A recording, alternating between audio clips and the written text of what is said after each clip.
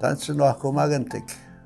My name is Fred Campiou, and I'm very happy to be here. I'm going to share with you today some of the things that we've been doing this past week. I want to start with, we talked about preparation, wawistaman, and then we talked, the second video is about connection, itahutaman, and the third is nurturing, kakichetowin, which is supporting your spirit. But I want to talk more about this version this week is family unity. Mamiuichihtoin, wahuhtoin,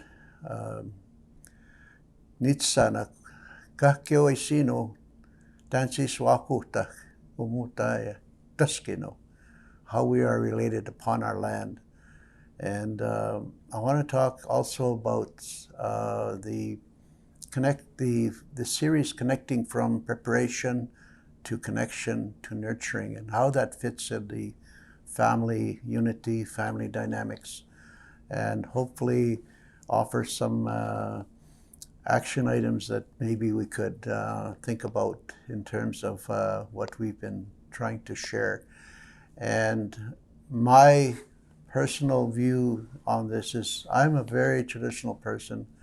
I like to share my knowledge and what the elders and the family members have gifted me with, and I try my best to guide people through our traditional structure, our traditional processes that have served me very well all my life. And, you know, talking about family structure, it's a way of being, you know, a traditional way of living. And in that we have all of the, you know, the different dynamics within that structure. And that's talking about your physical self, you know, how to look after yourself. What does that mean in terms of how you fit in that family, in that community, in that nation, and how to look at, you know, the spiritual aspect of your nation, looking at the social aspect. All of those things are structured within the nation, and we've always had that. And so I'm just hoping to remind people about structuring our lives in a manner that we are always thinking about the future and productivity, and being able to be supportive and nurturing the family, you know, nurturing the people that need help in the nation or in the community. That's the mindset of a traditional person. We're always thinking about others and how to, you know, make life better, especially for the children. And how do we prepare for that? You know, of course, we prepare on an individual basis, first of all, and preparing ourselves in the springtime.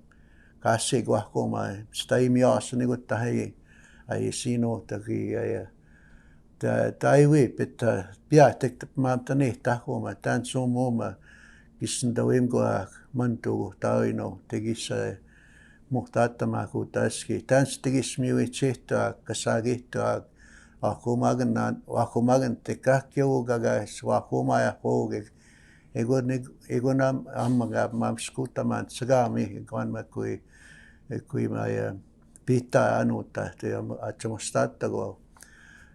So I'm sharing in our language that it's been my intention to try to help in a person and a traditional way of thinking and a traditional approach as to how to help oneself in this way of life. And, you know, we're challenged in so many ways with the present situation we're in. And I find that it's even more important now to teach about what are those traditional processes and structures that our people have, and how to enact that today, how to bring that about today. And so my hope is that, you know, it would help people find a way to reorganize their lives so that they can take this time to rebuild that. And even if there was problems in the past or family breakups, we come from, in many cases, broken homes, broken families because of the experience of colonization and so forth. But how can we not necessarily look at that in the past and sort of blame, but look at it in the present and say, okay, this is the time I can make a change. How can I change things to make life better? And so you take that step by, starting to think about these three areas I just talked about: preparation, connection, nurturing, and now family. We're here as a family, and we want to look at that and figure out how can we best do that. Around this time of spring, normally we would be, preparing for gatherings and social events like powwow, different types of ceremony, because it changes when the grass is coming on the ground, and we've come from winter to spring. And so now that, it's changed because of COVID, how do we manage that? How do we prepare ourselves to replace that or find a way to continue that tradition of ceremony? And so for me, basically preparation, but in a different light, and looking at, smaller groups, gatherings, organizing family groupings, not necessarily the whole entire extended family. And so, there won't be any POWs this year. So what are we going to do to replace that? And to continue that, I know there's people that are wanting to dance, because dance is part of nurturing your soul, your spirit. The songs that are sung with the drum is part of your being. Those are all very important things to continue, because you need to keep building that sort of normal life you had that allowed you to, continue to find the happiness in your life. And so, these types of things are very important to do. And other events that take place, like Sundances, which is a very spiritual ceremony, where there is large gatherings. How do we manage that? And currently we're working with the leadership in that community to coordinate how that's going to take place. And so there's a greater effort now for people to come together and start talking and communicating because of COVID. But more importantly, it allows us to reach out to places and people where maybe it didn't happen before, and which is a good thing. And I really believe that, that there is a real benefit from this experience we're in. Always looking at it in a positive way. That's the best way to keep yourself happier and more hopeful and more positive. So, even taking trips as a small group to go out in the mountains just for a day trip or somewhere, just to get yourself reconnected is very, very good way to take action on some of the things that we're doing. But I want to also mention a little bit about family dynamics. What does that mean? For me, it means that, repairing or reconnecting with family members. Some members are living in a different community or different place, and you cannot really connect. They can't come visit, etc. And on the other hand, sometimes you're with the same family day after day, and that can be stressful. A lot of stuff can come out. So how do you manage that? And so, looking at the family dynamics in this process is equally important, and how to manage that and how to make it better. And so this is, for me, I'm always looking for those positive ends, how to be honest and be open with yourself and others. now's the time, if not before. Because before we were always busy, we're always chasing after something, or we had to go to work, we had to go. It was never no time for family very much. And so it's important to recognize this. And also go back to calling into action some of the things that you can do to help yourself in this process is maybe reach out to an elder that can guide you through some of those broken relationships or even spousal relationships that are struggling and having a tough time. You could sit down with an elder and they'll guide you through a way in which to rebuild that. We have in our traditions sweetgrass and other medicines that it's always been there, and an elder will know how to help you with that. But that should come from an elder. Not everyone is given that training or understanding of how to work with the medicines. And so another area to call to action is to challenge yourself and connecting with nature. Challenge yourself to connect with family that are maybe at a distance, and just making that a stronger bond, because we've lost so much in our way of living today, and the bonds have been broken in a lot of cases, even with parents and children, grandparents, and so for me, these are simple but very important things that you can take the time to do that will help build this and rebuild it. I always think about building myself and rebuilding because everything changes and we need to reconnect, refocus, and bring that into light.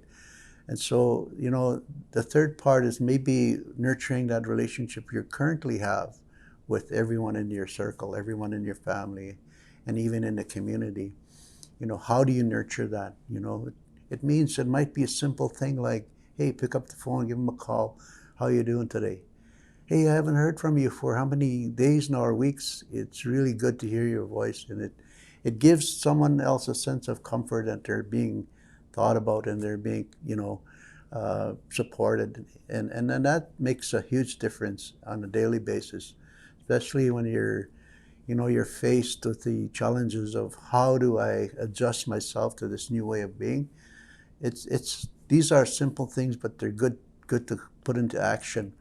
The act of kindness might be, maybe give a gift to someone that you feel that you needed to give them something to reclaim that friendship you had, or to open up that path of rekindling your relationship. And just a simple act of kindness. Ksagito and Igwan ma stay. It's very important aspect of our lives, that good relationship, miuichito and sagito, and those are terms a lot of our elders have talked about. Kakaki sagito kuma, always love each other. These are things that we grew up with, and I think it's important to continue that. Higuaya, Hastaya, Homomaya, Dansaya, Degisui, Chesotay Sino, how to help yourself. We chesuin, if you're helping yourself. How to inatawitain, Tachako, Hopwikmatanitskan, Kaminostain, putting your mind in a good place and putting your spirit in a good place. You're healing your spirit. And those are things that on an individual basis that are helpful to think about and start to, really look at that as a new way, because, our lives before were so fast. Now we're slowed down. We got to rethink and maybe even retrain your mind on how to develop that and come to a traditional process. But in doing so, I'd like to share a story with you, if I may, about my own experience, my own life, and where, things have really, there were points in my life where, key areas where it really made a difference. And it formed a way of being for me when I came to that decision. I had to make decisions and choices that would be, with me for the rest of my life. I knew that. And so, when I was young, kaya saya tako maksin opiag sagasti no chiyo tohti taya patnino ki pitagohti sino. There was this old man, a medicine man from South that came up from South Dakota to my family. My mother actually was the one who was arranging this. My mother was a very strong woman. In fact, her Cree name was Sukapaus, woman who stands strong.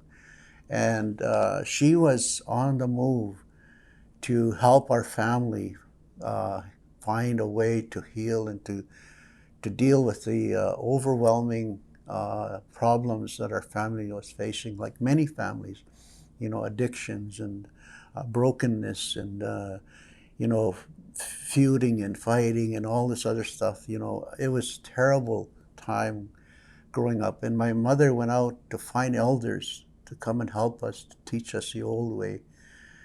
Found elders from all across the country to come out. And she did this for I don't know how many years. But then she brought this beautiful man, a medicine man. His name was Blue Hair. Brought him up to my family, and this man did some healing ceremonies, profound healing ceremonies. It's unbelievable what took place. And I was in my late teenage life and struggling as well myself. And he helped us all, every member of our family that was there. He put us on a path of really strong spiritual connection, really strong spiritual understanding of who we are as Eeseegwak. And he insisted that we follow and look at our own being as a Nehio, as a Cree, and also importantly as a human being. Ino is a human. That aspect, it came clear to me that this man was talking about something that was way in the past. I thought we had lost this understanding of who we were. I was struggling with who I was. And he directed us to fast. He directed us to, go into the sweat lodge, cleanse ourselves, purify our soul being, and to continue that path that we choose, and to utilize our own mind, make our choices, make our own mind up and do it.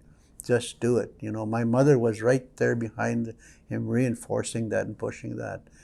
She pushed us hard to make changes. And she was challenging not only the people, but she was challenging the governments at the same time to look at what brokenness they brought and to change their way of doing things, to change their policies and so on. So this story for me, that my personal story, has really resonated to where it brought me to becoming a spiritual leader myself. I was given ceremony along this process, and there were many other elders that came into the picture, and it allowed me to continue to grow and develop my spirituality, my way of being, and I have family, I have children, my own grandchildren. I'm teaching them. I'm trying to bring them into ceremony always.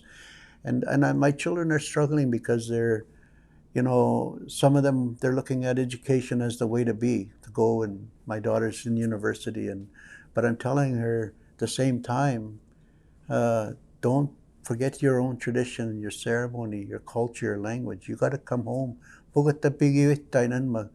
And you have to bring home what you learned out there to assist the family and the people. Thank you for joining me for the past 4 weeks. We've been videoing this spring series called Eeseegwak. I hope that you have received some guidance or some teaching, some way in which might help you formulate some of the thoughts that you've had in terms of our traditional way of life, and going forward from there. I would like to encourage you to go out and reach out to people or elders people that might be able to guide you in the right direction.